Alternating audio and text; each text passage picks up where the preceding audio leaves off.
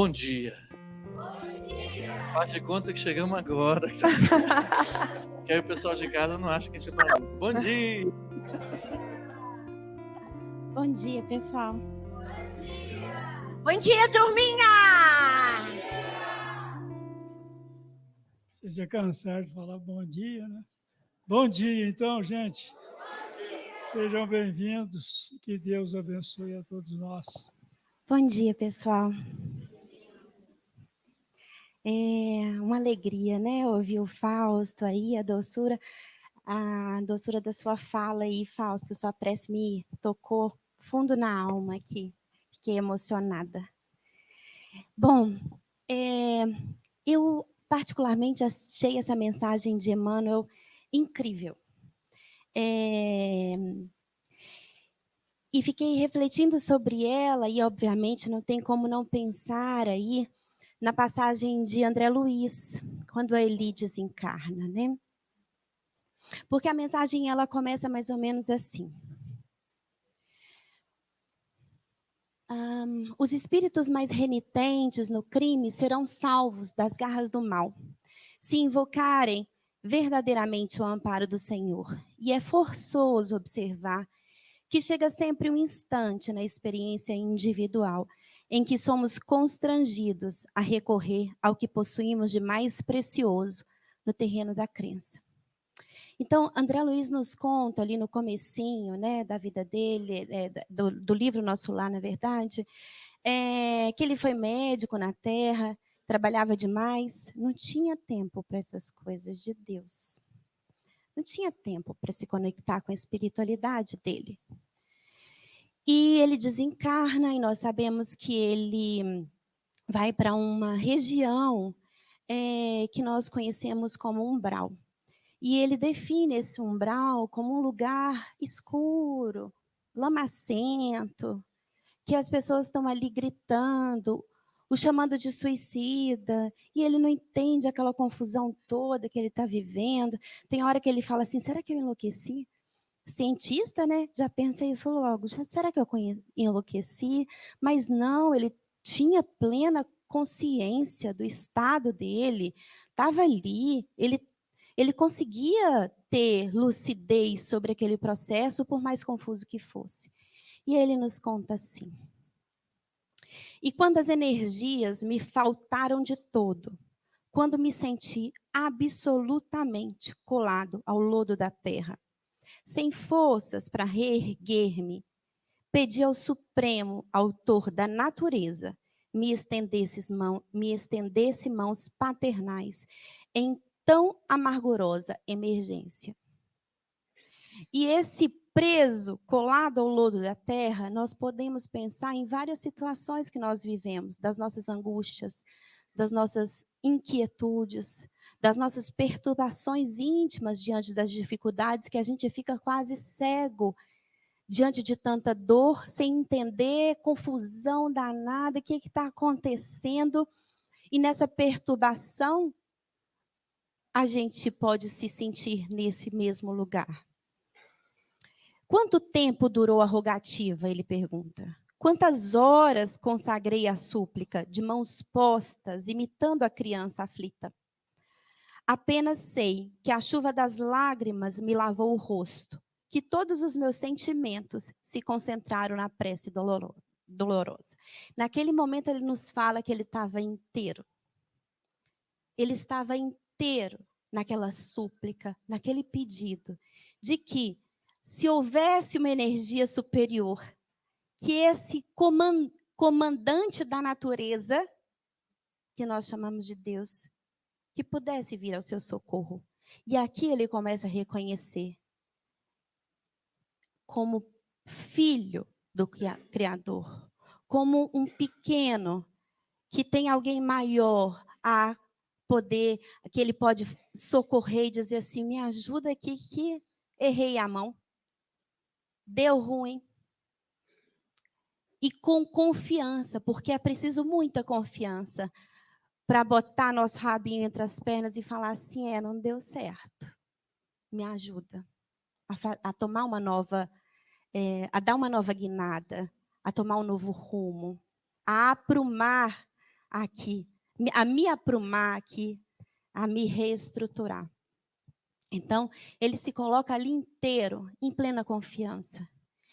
E, de alguma forma, também a gente pode se colocar assim, nas nossas angústias da vida.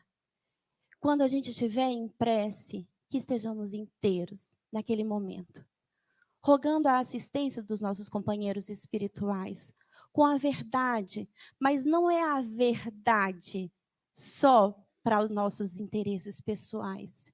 É aquela que entra na nossa intimidade, descortina sem medo de enxergar a si mesmo, pedindo esse amparo aos nossos mentores, que possamos nos enxergar com maturidade naquele momento de dor, para que a gente possa acolher esses diversos processos que a vida, enquanto encarnados, nos oferece, para que possa limpar a nossa visão e nos amadurecer. Então, com muita verdade, muita sinceridade, a gente acolhe essa nossa pequenez e fala: Deus, cuida de mim, me ajuda a enxergar.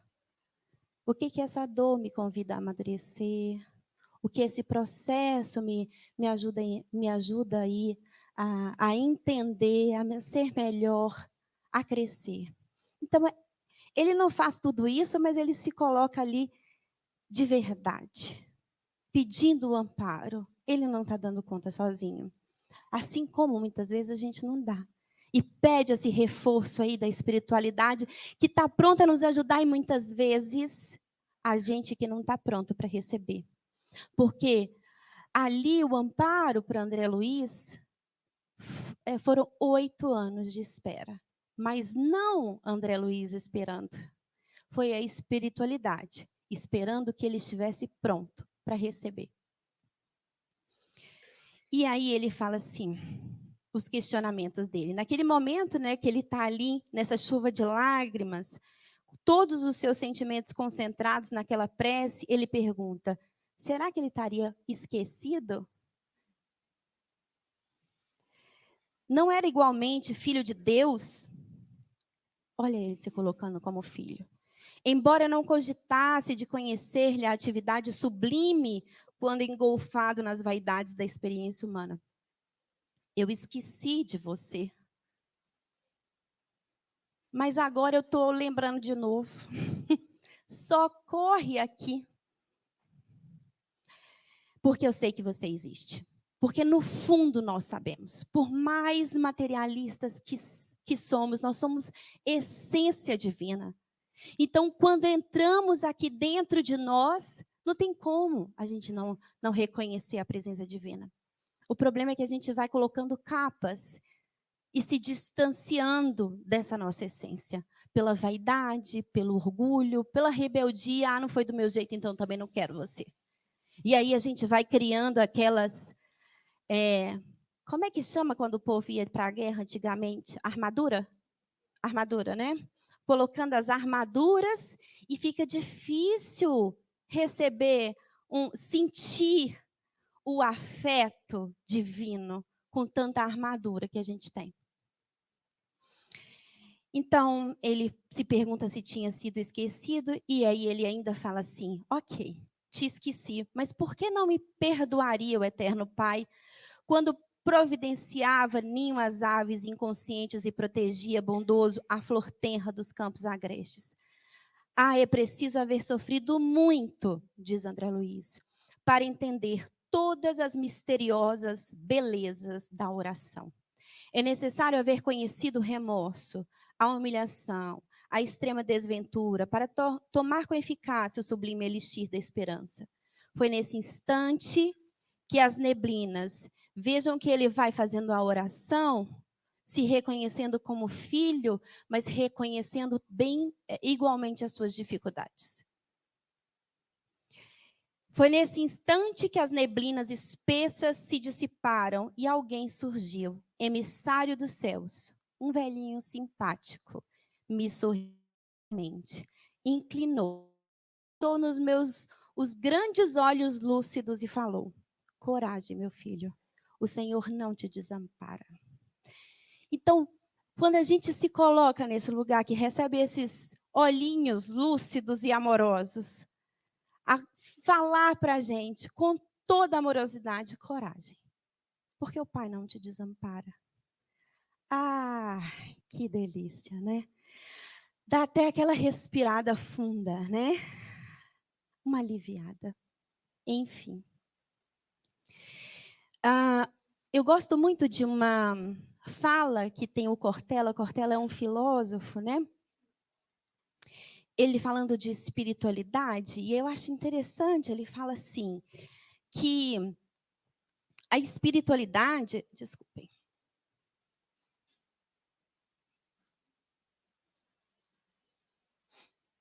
Para dar mais curiosidade. Que a espiritualidade é a recusa a que a vida se esgote em sua materialidade.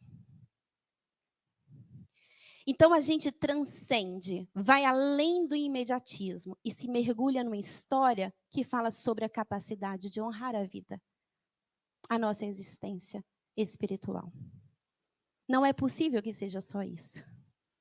Então, eu me espiritualizo, busco em mim algo que vai para além.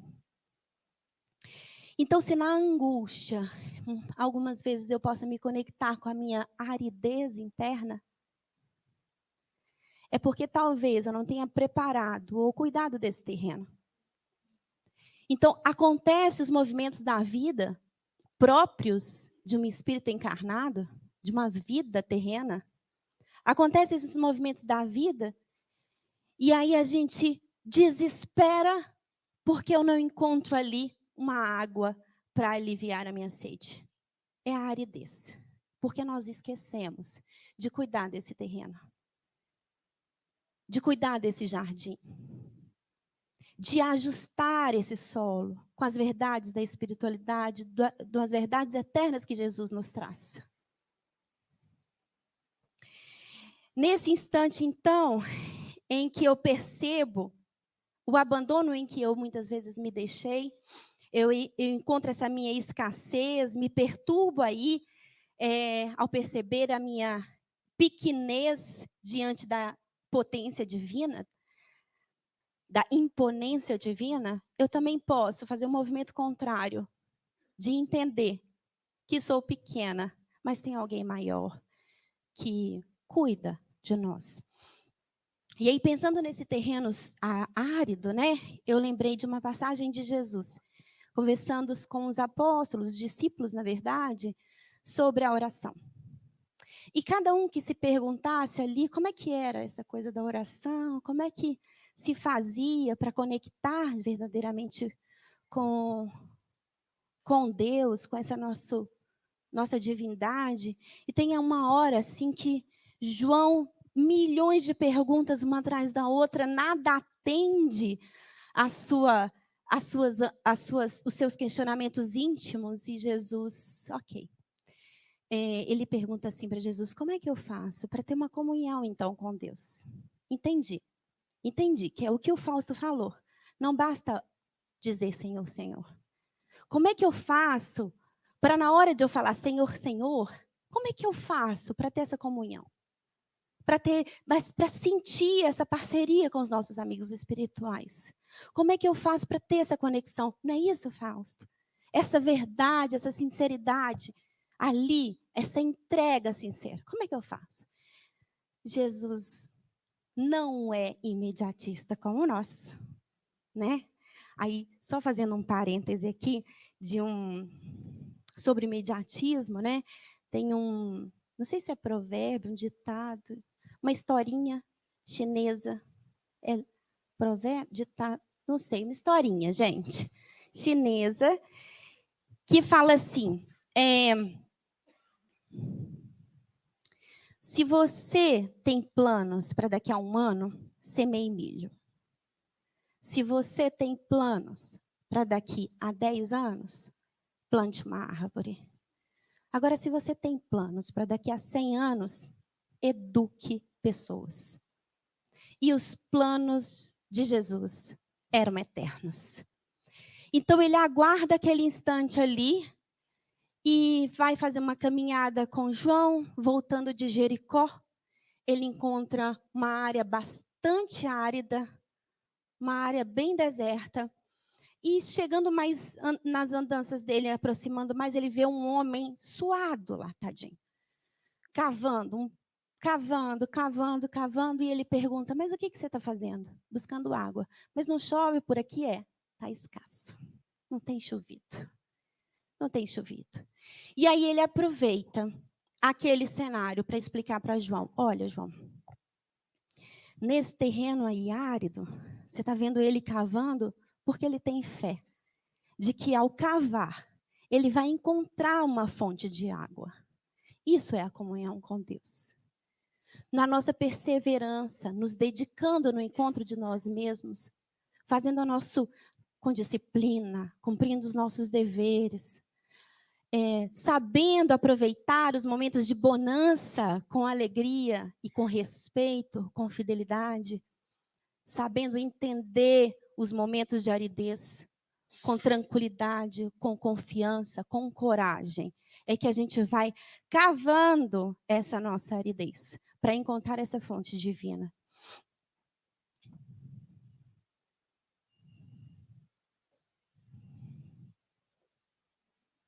Alcione, no livro Renúncia, ai, que livro!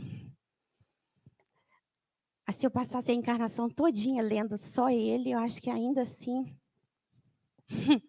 né, Dani? Não seria suficiente para entender tudo que aquela mulher veio trazer. Mas é lógico, ela é de uma outra condição espiritual. E nós, como aprendizes, buscamos ali aprofundar nos conceitos que ela vem trazer. Então, eu trouxe umas frasezinhas que ela traz no livro para que a gente possa refletir sobre isso que nós estamos conversando. Ela fala assim, aquilo que chamamos maldade e ingratidão no mundo pode existir um socorro divino em nossa própria defesa.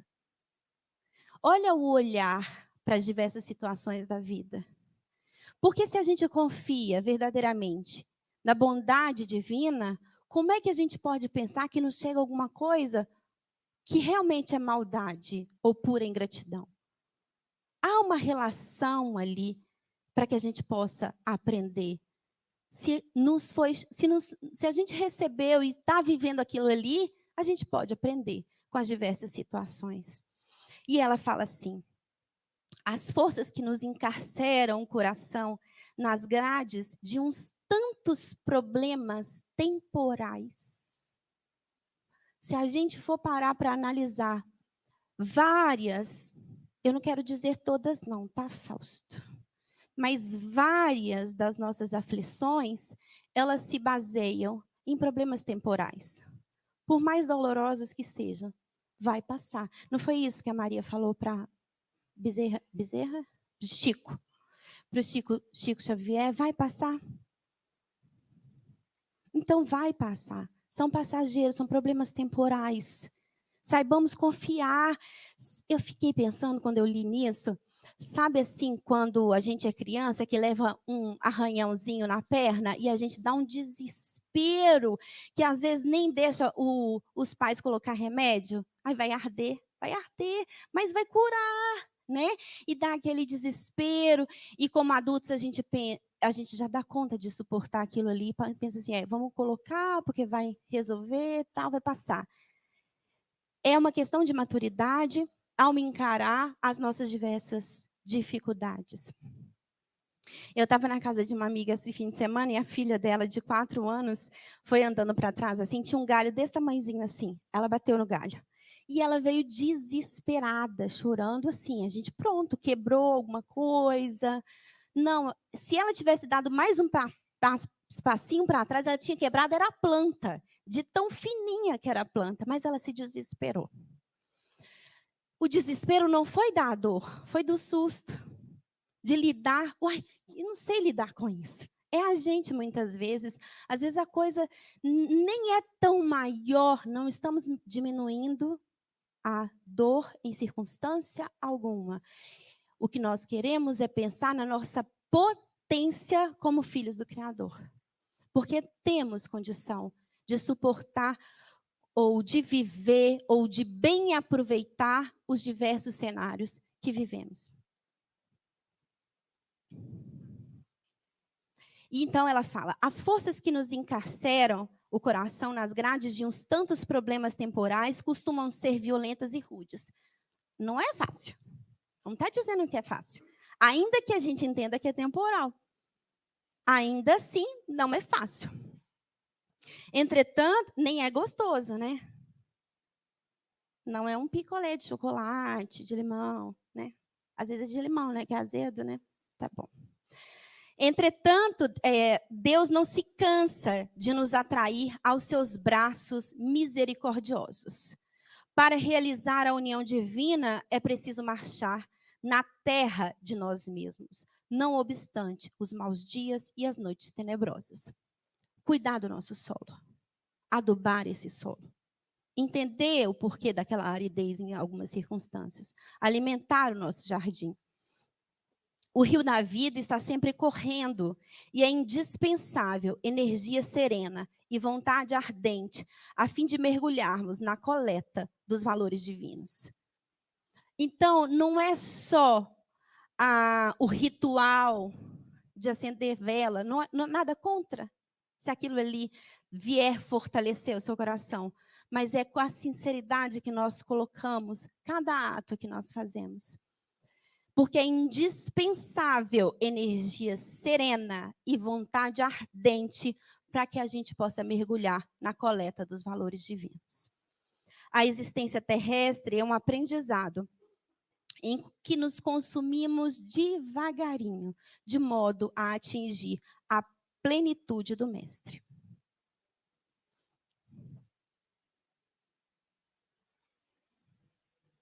Eu acho que eu estou faladora hoje, né? Vou ler um trechinho aqui do Leon Denis. Esse livro chama O Problema do Ser, do Destino e da Dor.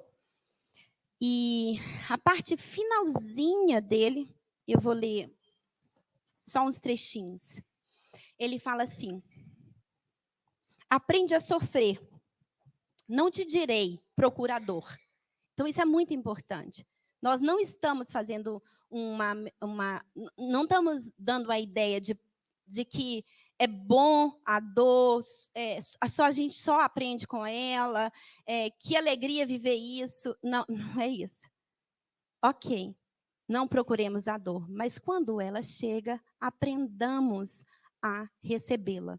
E ele fala assim: quando ela se erguer inevitável em teu caminho, acolha como uma amiga. Aprende a conhecê-la, a apreciar-lhe a beleza austera, a entender-lhe os secretos ensinamentos. Estuda-lhe a obra oculta. Em vez de te revoltares contra ela, ou então de ficares acabrunhado, inerte e fraco debaixo de sua ação, associa tua vontade, teu pensamento ao alvo a que ela visa. Procura tirar dela, em sua passagem por sua vida, todo o proveito que ela pode oferecer ao espírito e ao coração. Ok, Dô, você chegou.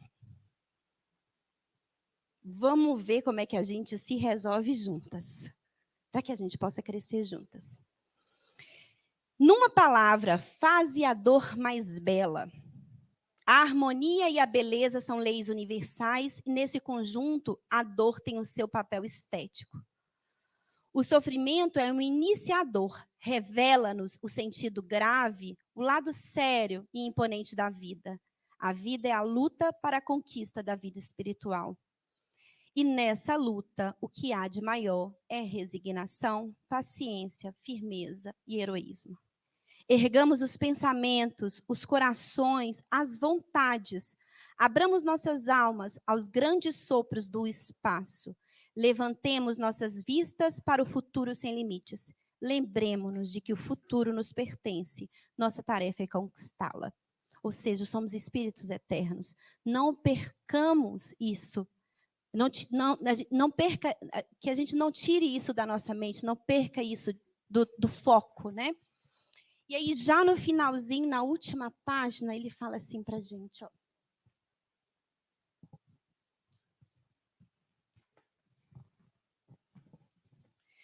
O fim da alma em sua evolução é atingir e realizar em si mesmo e em volta de si, através dos tempos e das estações ascendentes do universo, pelo desabrochar das potências que possui em germe. Esta noção eterna do belo e do bem, que exprime a ideia de Deus, a própria ideia da perfeição.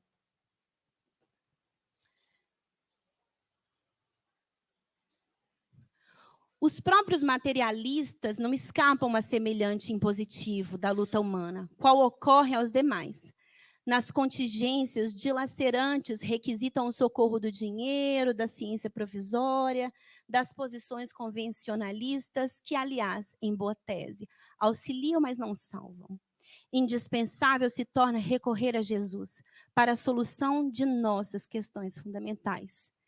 A espiritualidade é a recusa em que nos percamos, sejamos só a matéria, né?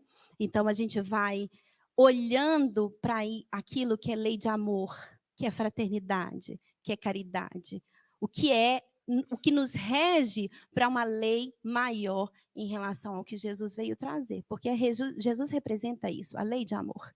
Então, buscar Jesus é buscar essa lei de amor. Invoquemos a compaixão dele e não nos faltará recurso adequado. Não bastará, contudo, tão somente a rogar. Olha o que o Fausto nos trouxe. Estudemos também a arte de receber. Receber é preparar esse terreno, né? Esse solo nosso, para que possamos fazer florir. Às vezes surgem diferenças superficiais entre pedido e suprimento. Nós não sabemos pedir ainda. Às vezes somos infantis no pedir. E aí a misericórdia de Deus é tão grande que ele nos oferece aquilo que de fato a gente precisa. O trabalho salvador do céu virá ao nosso encontro, mas não obedecerá, em grande número de ocasiões, à expectativa de nossa visão imperfeita. Em muitos casos, a providência divina nos visita em forma de doença, escassez e contrariedade. A miopia terrena, toda a vida, de modo geral, só interpreta a palavra salvação por vantagem imediata. Olha a barganha aí que o Fausto trouxe. E por isso, um leve desgosto ou uma desilusão útil provoca torrentes de lamentações improdutivas. É a plantinha que bateu nas costas e a gente assustou. Apesar de tudo, porém, o Cristo nunca deixa de socorrer e aliviar. E o seu sublime esforço de redenção assume variados aspectos, tanto quanto são diversas as necessidades de cada um. E para finalizar, só uma frase de João Evangelista, no livro Francisco de Assis, que ele nos fala assim: a maior realidade que podemos atingir no mundo é conhecer a nós mesmos, conhecendo o Cristo que mora em nós. Que Jesus nos abençoe.